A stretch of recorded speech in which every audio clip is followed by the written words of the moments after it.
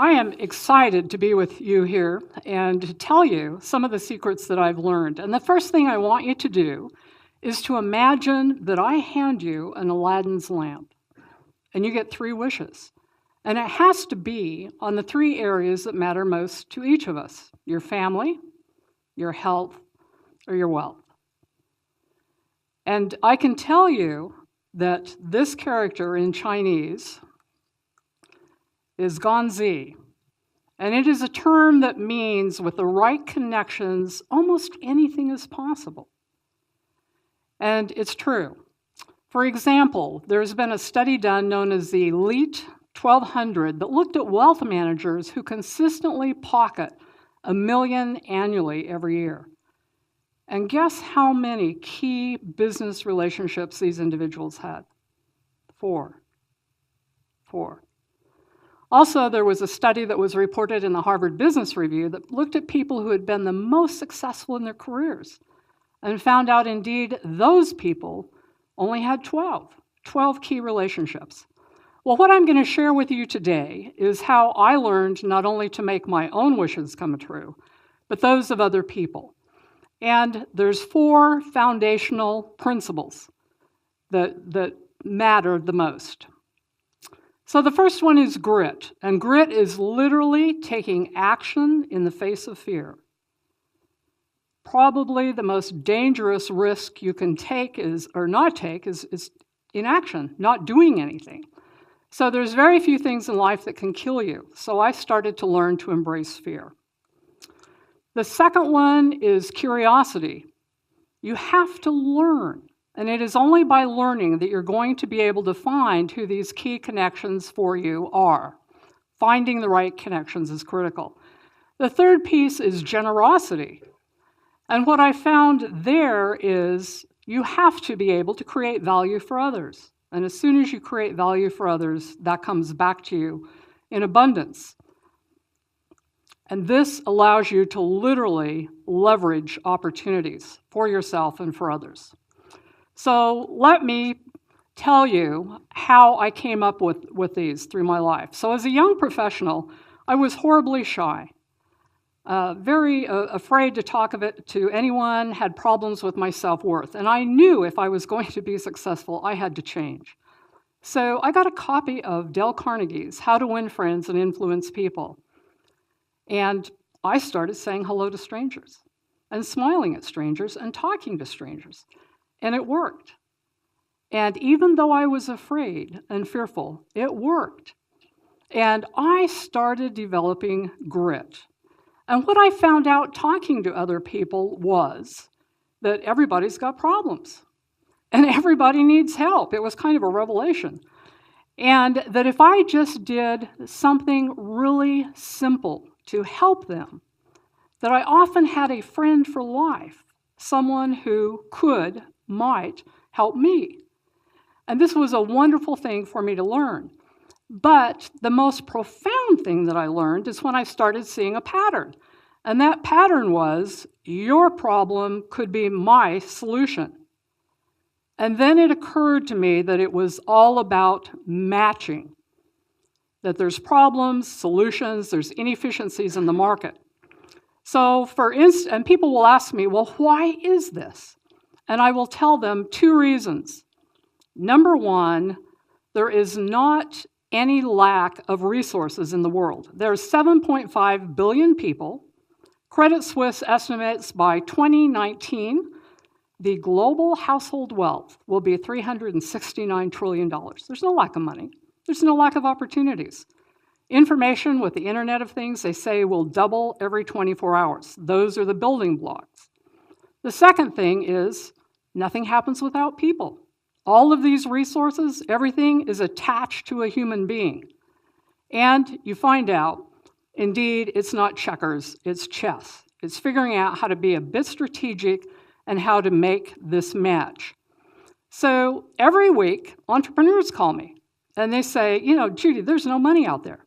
I need to find 2 to 5 million to get my startup funded. The very same week, I will get phone calls from family offices, VCs, angel investors, saying, find me a good deal. I can't find a great deal. So it really becomes 2 + 2 = 5. We all want to be able to find that kind of magic formula or wish to get to where we need to go. So it isn't checkers, it's chess. And I'm going to tell you how I discovered that grit, curiosity, generosity, and abundance, how I figured out you could strategize and make this work with a really personal example.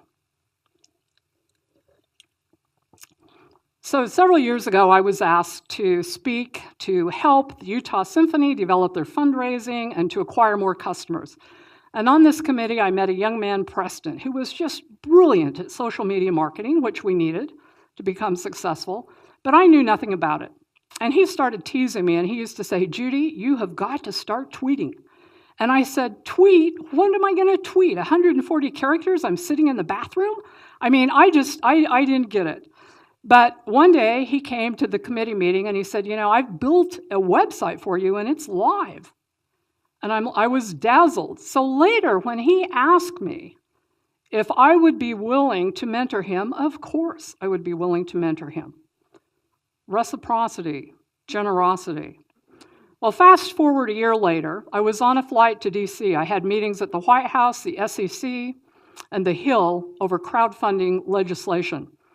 And as I got on the plane, I looked at the woman that was to my left and I thought, she kind of looks like a creative bohemian. She had kind of a loose dress and long dangly earrings, but sure enough, 15 minutes into the flight, she's reading the Wall Street Journal. Then she starts reading the New York Times.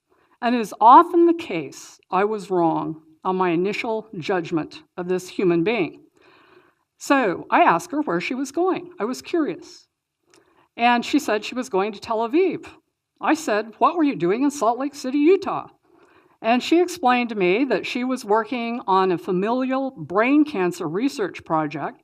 She was a top brain oncologist. We spent about an hour and a half talking about the latest trends, what was happening in cancer research. And I commented that I'd always wanted to visit Israel. Specifically, when I found out my last name shouldn't be Robinett, it's Klein. I could be part Jewish. And so I talked to her.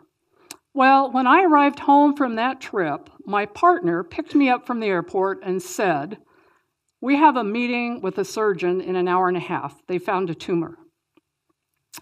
My world went from everything is fine to terror in 30 seconds.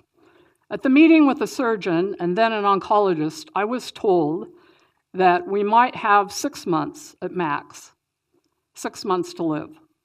I turned to him and I said, "That is the wrong answer." 3.5 years later, she is alive and well. And how did that happen? Well, let me tell you. It happened because I had grit and I told the doctor wrong answer and I found a new doctor. It happened because I mentored Preston, who it turned out when I asked for help out to my network, said, "Geez, I've talked to a nurse, Dr. Powell at Hope Cancer Institute, has a clinical trial. Let's get her in it." Now, I'll tell you, most people don't ask, particularly women. Probably the 3 most powerful words in the English language, besides "I love you," is "please help me." So Preston found that person. I called Dr. Deborah Blumenthal. She told me treatment options. She told me how to get into the Mayo Clinic, other information that I needed. So what ended up happening is literally 2 pieces of information with 2 connections resulted in life. Now I want you to think about those 3 wishes that you had initially. All the resources are there, all the people are there, and literally, it's your move. And it is a combination of this strategy. And you've always got to move. So get your right relationships and personally and professionally be a success.